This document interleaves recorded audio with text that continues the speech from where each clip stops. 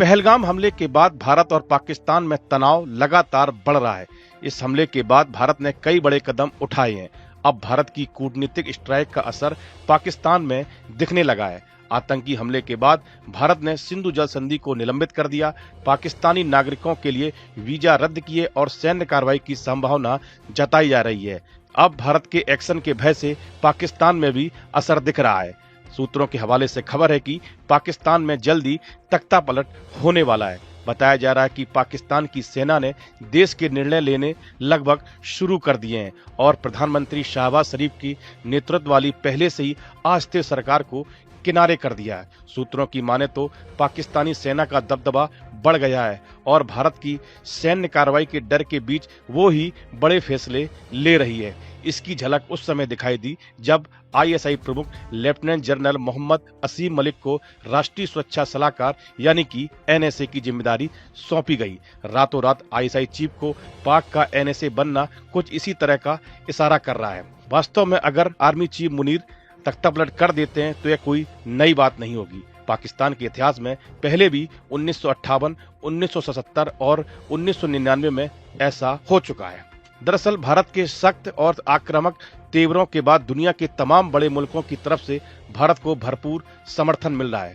उससे पाकिस्तान में आला दर्जे की बौखलाहट दिख रही है। आर्मी चीफ आसिम मुनीर हो या फिर वजीर आजम शहबाज शरीफ, दोनों के लिए आवाम के मन में गुस्सा बढ़ने लगा है। ऐसे में लगातार ये खबरें सरहद पार से आ रही हैं कि पाकिस्तान में तख्तापलट की तैयारी शुरू हो गई है। जिस तरह पाकिस्तान में अंदरूनी असंतोष अलग अलग इलाकों में चरम पर है, उसको बहाना बनाकर सेना शहबाज शरीफ की सरकार को पलट सकती है। वहीं एनएसए असीम मलिक को आर्मी चीफ मुनीर का करीबी माना जाता है। बताया जा रहा है कि आर्मी चीफ पीएम शहबाज से नाराज हैं। बिना शहबाज की रजामंदी के ही असीम मलिक को एनएसए बनाया गया। भारत और पाकिस्तान में चल रही तनातनी के बीच सीमा पार अब केवल सेना और आईएसआई ही फैसले लेगी। पाकिस्तान सरकार में आर्मी का दखल शुरू हो गया है। शहबाज अब अकेले कोई फैसला नहीं ले पाएंगे। प्रधानमंत्री शहबाज शरीफ कई दिनों से सार्वजनिक रूप से नजर नहीं आ रहे। वास्तव में उनकी भूमिका खोखली हो गई है, क्योंकि प्रमुख रूप से राष्ट्रीय सुरक्षा और भारत के प्रति प्रतिक्रिया से जुड़े सारे फैसले अब पूरी तरह से जनरल असीम मुनीर और उनके आईएसआई प्रमुख से एनएसए बने मोहम्मद असीम मलिक के हाथ में है।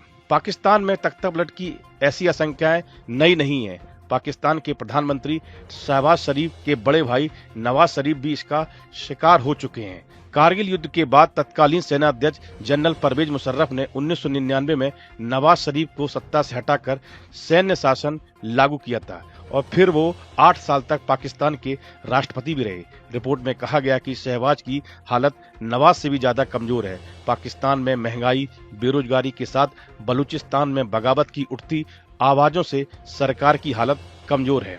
इमरान खान को सत्ता से हटाने के लिए सेना और पाकिस्तान के विपक्षी दल पीपीपी, पीएमएल नवाज के साथ आए थे। हालांकि महंगाई, बेरोजगारी के संकट से जहां शहबाज शरीफ बेबस दिखे, वहीं बलूचिस्तान लिबरेशन आर्मी के लगातार हमलों से पाकिस्तानी सेना की साख भी गिरी है। दोनों पक्षों के बीच अब रिश्ते सहज नहीं रह गए।